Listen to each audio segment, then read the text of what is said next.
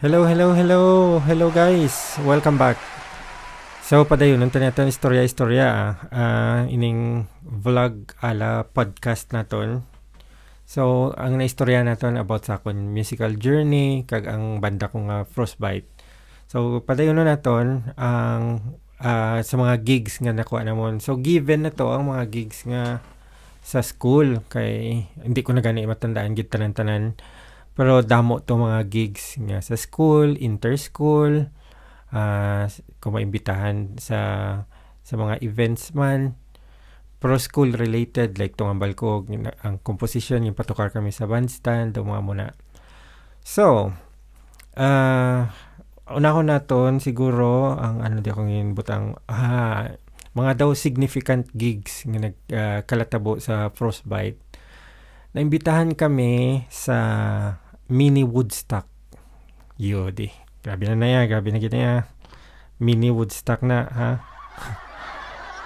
Daw muna ba itong tawag ba nila? Mini Woodstock dito sa Villarreal Stadium. So, si Toto Iver ang nag-organize in partnership to siya with Lolita Carbon. Social na niya. So, sang daw nag-meeting sila, dala pa pakaon. Gwapo to ya kay ang kalanan niya. Ila lang gito mga magbalarkada dira sa may stadium. May arada sang kalanan. So dito naimbitahan at si Lolita Carbon. Si Toto Iber ginimbitahan niya ko nakadto ko. Na isa kami kalamisa rada upod si Lolita Carbon mga joke kag mga about man sa music kag kinabuhi daw muna halo-halo ang mga istoryahan ay pero ako bata pa ko sa to masyado siguro between ko 16 to 20 years old hindi na ako mabala na kon diin dampi na nagkakalatabo ning mga event sa akong kabuhi basi second year college ko sininatabo o basi fourth year ko pa sinigani high school na lipat nagig kuya basta na si Toto Iver ang nag-organize na imbitahan so nagtukar mon banda alternative kami so hindi ni guro mga basi ga college na ni ang alternative nga Pinoy ba na underground. Okay, ang ginkanta namon dito mga Peking Lacoste, mga ngising kabayo nan dira to ang mga gimpang tukar do tatlo to kakanta nga dira halin nga compilation album sang underground nga alternative ambot kong LA Rock o NU nga do compilation na hindi na ginako matandaan. Basta ang main act damo-damo tong mga banda. So one of the bands kami mo nga gintawag to nga Woodstock. Nag-start to hapon, gabi na to natapos Nagtukar kami siguro mga sa alas 4 siguro, alas 5. Dayon na human to mga alas 10 sang gabi siguro. Or mga 9 to 10 siguro. Ang main act alas 9 nag-start si Lolita Carbon, ang nagpalo by dito si Nung Boyet. Tapos wala ko kabalo kung si Nelson ang sa bass. Hindi na ako matandaan. Basta si Iver sa gitara. Tapos graduate man siya kung isa. Ga backing vocals. Ga main vocals. Depende kung anong song. Si Toto Iver ang kanta. Kag si Lolita Carbon. So daw ka nami pamatian ako mo nakaupod na kon si Lolita Carbon. Tapos ang pangadua naman, grabe naman niya. Naimbitahan naman kami sa Kulasi nga gig. Tugmahan nyo kung sino ang nakaimbita sa amon. So si Barbie Almalvis bali ang matukar dito ang front act niya ang Blue Barbies na natumduan ko na tong banda ni Nana kay ang isa nila ka member ang drummer by nila kasi ni Barbie so na sila Blue Barbies so plangga to ni Barbie ang ilang nga band kay maliban sa kasi niya ang isa sa mga members Blue Barbies pagid ang pangalan na. So sila ang front act na nagaagubay-agubay mo to sa ila nga band, bulig-bulig. Tapos si Barbie sa tunga time ginabuo na ang Hungry Young Poets. So nagtukar kami. Ang matandaan kong mga songs namon dito ang Sama-sama, ang sa Color Thread nga daw I Need You Hereby. Tapos ang nag-avoid kami dito kaya ang iban nga mga songs alanggid ba. Songs nga normally ginakanta ni Barbie, mga Alanis kay Cranberries. Ang Blue Barbies, ang ilaman hilig, Cranberries. So, muna nga daw basi mag-agaway sa mga songs. Kami daw nag-OPM kami gamay. Hindi na ako matandaan tanan nga mga songs namon. Pero ang matandaan ginakon or prominent kinsakon nga memory is ang Sama-sama. Kay tungod, after namon nga matapos amon nga set, ging kanta-kantahan pa kami ni ambot kong si Ricky ang nagkanta-kanta. Basta kakanta-kanta sang Sama-sama na subos na. Sangga soundcheck kami, nagbulig pa ito si Ricky. Kay syempre nang maliban sa friendly ang pagiging musikero ba nga mabatyagan niya nga hindi kami sanay ila tong mga setup ila to gamit. Tapos kin-explain niya iya amp by kay Shute kag ang iya bass nan. So ang duha ka bassist nag istoryanay didto. Tapos hindi ko kilala ang isa pa nila ka member. May isa sila ka member nga gitarista sa tunga time. So ang madumduman gid nakon si Franklin Benitez, si Ricky o Richie, ambot kung ano ang pag-pronounce nga tama. Basta tawag ko siya si Ricky Gurango. Yun, medyo stateside man ko kung nabi ang pronounce. Kaya siyempre si Barbie. Busy to sila habang prasabi, no? Daw pa ila to pa party Ambot kung victory party or something. Dito sa daw basketball court dira sa Kulasi sa may ilang nga balay dampi. Dayon ang classical guitar ni Barbie ara pa ni siya man kag mga sharing of ideas sila daw. Ako ga eavesdropping lang man ko kung ano pang kalatabo maliban sa kami ga prepare man kami para sa amon nga sound check kag set. Tapos wala pa nila gin-introduce ila selves dito as Hungry Young Poets. Pero makita mo na kung sino ang members ng Hungry Young Poets, sila gito ang ato dito. So covers and original ba ito ilang again pang tukar.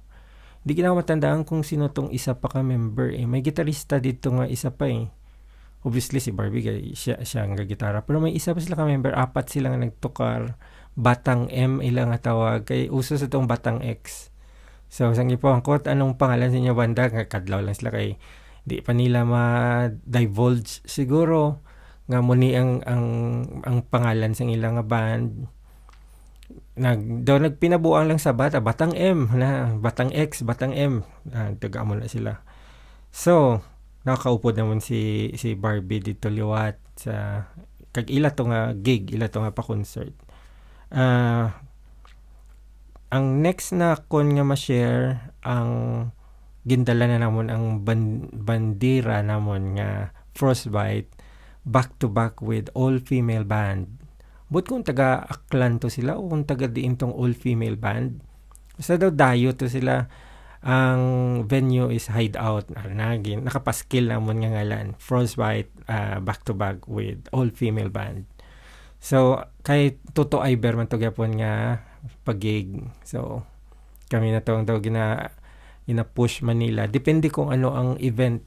Kaya may harap siya nga banda nga iya. So, kami ang iyagin push nga mag back to back dito sa all-female band. Kaya daw ang tema daw parehas ang amon nga band. Sadya man to. Sadya to nga nagtukar kami Green Department nga daw Iskin. Nagtukar kami sa Nexus, Poor Man's Grave. Nagtukar naman ba dito ba keyboards ko dito So si Louie, ambot kong si Shute nag-bass ito o wala pa si Shute. Si Nining pa nag-bass. Hindi na ako matandaan. Feeling ko daw diri na nag-start na si Shooty sa amon sini kay naga-concentrate na si Nining sa iyang singing. So atong sa Kulasi daw si Shooty ara ining sa hideout si Shooty ara. No pa. Ang next naman namon nga daw another nga significant nga gig balik naman liwat kay Barbie naman liwat bodega concert nan hindi na ako matandaan kung sino among members sini pero kami gapon syempre Frostbite daw kami gapon day Nining bay kag ni day Louie basta na dula to ang kapo ni Jingle daw muna ang isa nga significant memory ko sa itong gig. Obviously, grabe itong tukaran na yun nila. Pero dito, sa bodega concert, hindi ko na mabalaan yung sequence kung nauna to ang sa Kulasi nga magiging Hungry Young Poet sila o nauna ning bodega concert. Kay daw diribay, daw Chaotic Silverfish pa by the Barbie.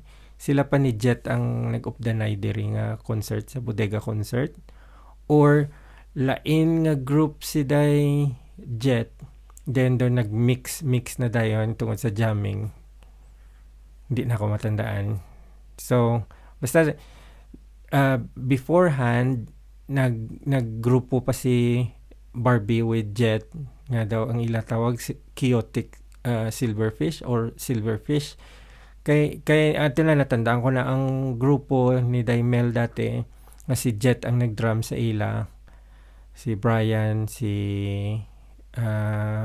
Neil si Neil sa gitara Brian sa vocals si Mel sa bass si Jet sa drums daw Chaos to ba ilang mapangalan sila nga banda sila to nag-champion sa ano nga batch to sang Battle of the Band nan. So doon muna ang tawag Chaotic Silverfish by kaya doon nag-fuse si Jet with Barbie. So kag din ako matanaw sino pa nag-perform dito sa nang bodega concert. Damo man to mga bands eh. Dayon nasundan na dayon tutong Hungry Young Poets na sila sa Terrell Mart. Naimbitahan man kami galing daw may conflict to bay, may ara kami tukar or may nagmasakit or whatever nga reason nga wala kami katukar or ang invitation is daw nahambal lang ba daw ay oo nang tukar ka mo to daw muna tapos ang guest nila nga band dito ano ganing pangalan taga Iloilo to eh nga ginpang tukar ang Push basta sang kasikatan sang Matchbox 20 ano ganinang isa ka banda nga kakuan sang Third Eye Blind na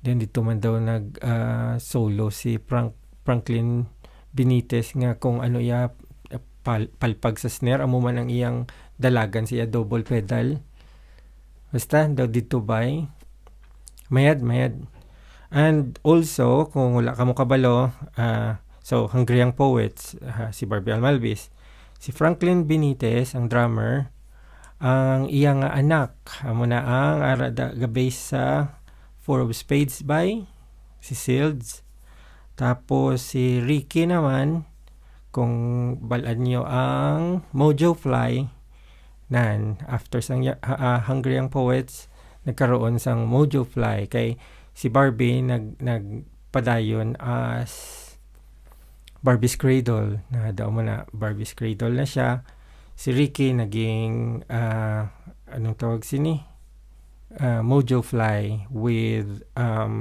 Kitchinadal parang muna bay oo daw muna ba yung nagwa dayon siyempre nabayluhan ang sa Mojo Fly si Lucci kag may next pagid basta naging Kitchinadal na si Kitchinadal but initially siya ginadang sa Mojo Fly with Ricky sang nabuwag ang HYP naging Barbie's Cradle da ko naman nakilala si Romel sir ay kasi nagkita ay kami by accident ni Romel dito sa may Ortigas na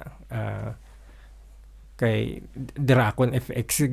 Dako gabantay FX sa may Robinsons eh. Anyway, ano pa? Bodega Concert, Terrell Mart. Dayon, damo ni kayo amon nga mga gigs na imbitahan sa mga piyesta sa Dao. Sang nagfiesta sa Dao, ambot kong upod namon si Shooty, daw wala siya bay dito. Daw si Jingle, si Luis, si Janjan, ako kag si Nining. Fiesta sa Pontevedra, nag-intra kami, may Battle of the Bands. Pag kinlista, okay pa. Sa ara na kami dito, protestahan na. Professional na sila ya. Hindi pa kami sa professional actually nga band by. Pero siguro kay naka-interest sa mga iban nga Battle of the Bands. Kag muna ambot kung nakatukar na kami sa Hideout as First Bite itong back to back. So naging na lang kami guest performer sa ilang Battle of the Bands. Pero sadya man gyapon ay ang suporta. Tapos amon nga daw ang madumduman ginakon nga song sa tunga time is The Thing You Do na The Wonders na nang pangalan ng grupo nga to nga nagkanta sinang That Thing You Do. So na amon yung gintukar man kag may iban pa kami tubay nga gintukar hindi na ako matandaan.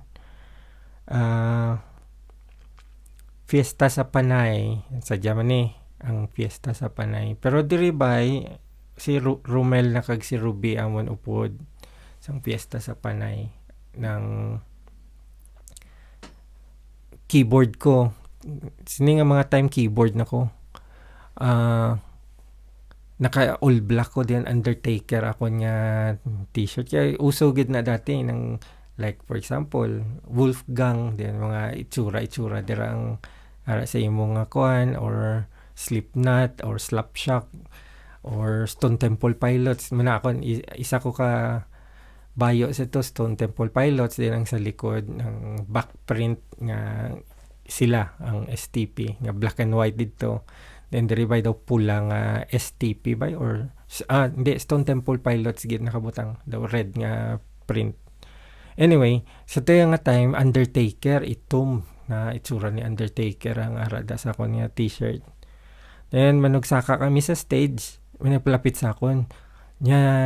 Noy matukar ka mo Metallica.